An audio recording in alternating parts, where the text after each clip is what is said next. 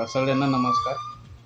मी आदम Dhanore, Taloja phase 2 राष्ट्रवादी शहराध्यक्ष, राष्ट्रवादी Congress party. आजच्या या पत्रकार परिषदेमध्ये पत्रकार परिषद बोलण्याचं कारण थोडंसं वेगळं आहे आणि राष्ट्रवादी काँग्रेस पक्षाचं एक पदाधिकारी म्हणून नाही तर एक सामान्य माणूस किंवा एक आम नागरिक म्हणून मी घेत आहे. आजची पत्रकार परिषदेमध्ये तुम्ही आलात, सर्वप्रथम तुमचे खूप खूप धन्यवाद. आणि आज जो कुछ भी इस यहाँ पर जो आज देश का माहौल और देश की जो राजनीतिक हलचल, इससे मैं बहुत ही आहत हूँ.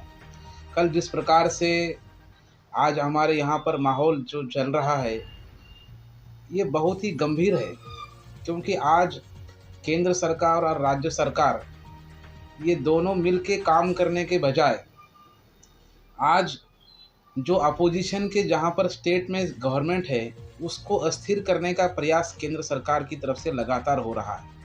ये बहुत ही चिंता का विषय है.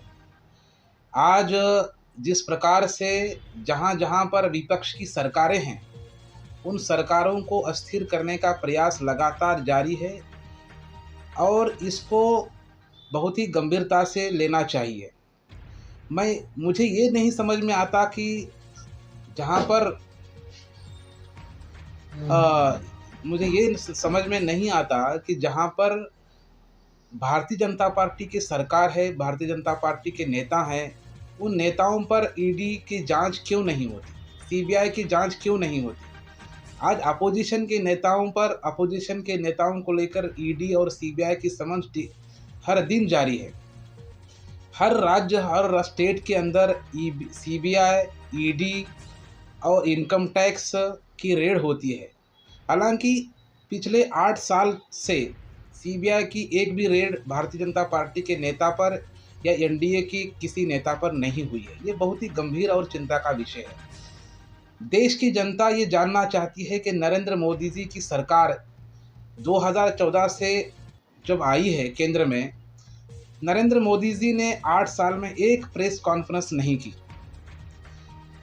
जनता के मन के अंदर ये सवाल है, जनता के हर हिंदुस्तानी के दिल के अंदर ये सवाल है कि देश के प्रधानमंत्री श्री नरेंद्र मोदी जी एक भी प्रेस कॉन्फ्रेंस नहीं लेते.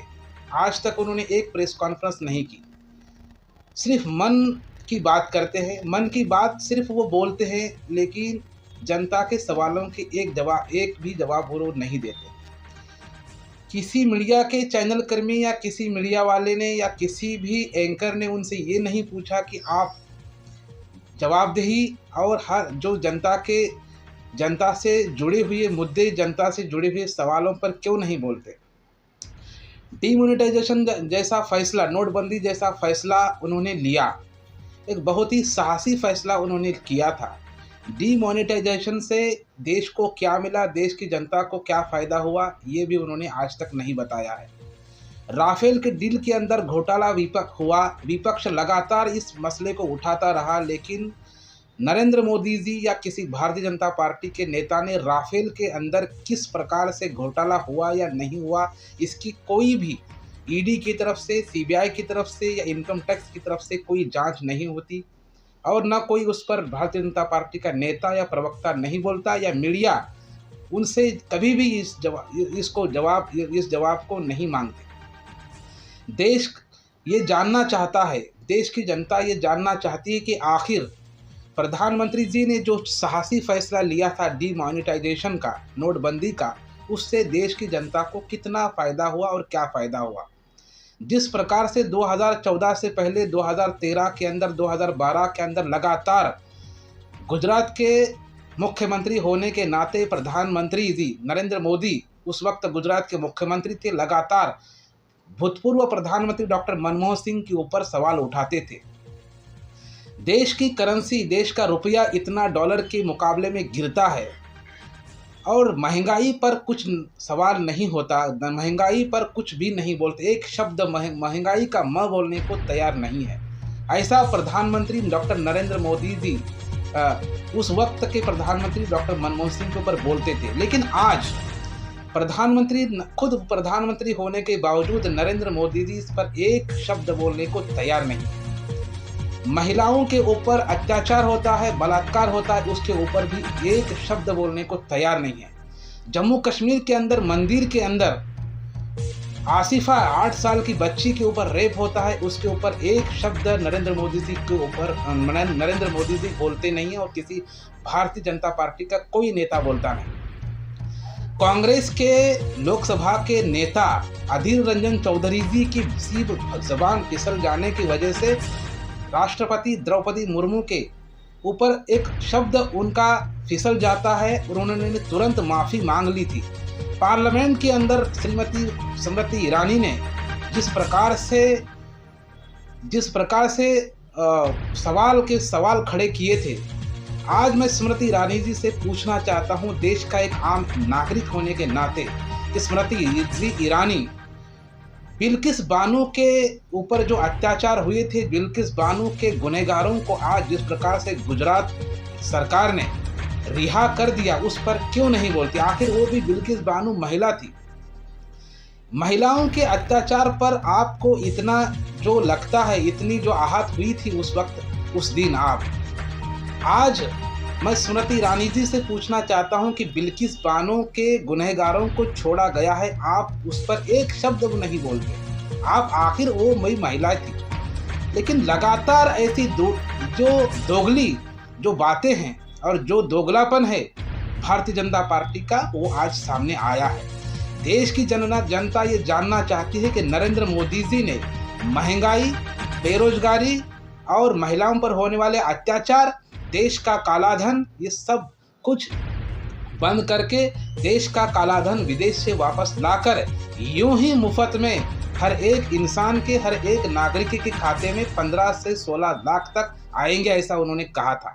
लेकिन वो भी जुमला निकला। आखिर देश की जनता 8 साल से 1 रुपया भी देश के किसी नागरिक के खाते में नहीं आए।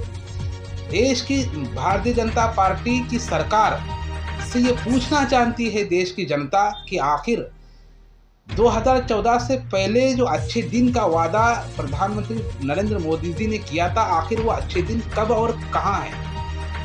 हमारे पुराने ही अच्छे दिन आप लौटा दो, क्योंकि इस वक्त लगातार जिस प्रकार से महंगाई बढ़ रही है, लगातार जिस प्रकार से देश के नागरिक, देश की जनता, आम आदमी त्रस्त है। आप देखेंगे शहरों के अंदर, देहात के अंदर, हर तबके के अंदर हर नागरिक जो है महंगाई से परेशान है, त्रस्त है। देश के नागरिकों को, देश की जनता को धर्म की घुट्टी पिलाकर भारतीय जनता पार्टी ने अंधभक्त किया है। आज जो है जिस प्रकार की अंधभक्ति की पट्टी आंखों पर देश की जनता के ऊपर लाने का काम किया है। धर्म, जब भी कुछ सवाल खड़े होते हैं तो धर्म के गुट्टी पिलाकर जो है जनता को भ्रमित किया जाता है। धर्म के नाम पर हिंदुत्व का नारा और हिंदुत्व की जो है सवाल खड़े किए जाते हैं। आज ही एक ही समाज को टारगेट किया जाता है, एक विशेष समाज को टारगेट करके ये सरकार क्या साबित करना चाहती है, देश की जनता जानना चाहती है। देश की जनता ये भी जानना चाहती है कि दलितों के ऊपर, माइनॉरिटीज़ के ऊपर जो अत्याचार इस वक्त हो रहे हैं, प्रधानमंत्री जी एक शब्द उसके ऊपर नहीं बोलते। प्रधानमंत्री जी का एक स्टेटमेंट नहीं आता।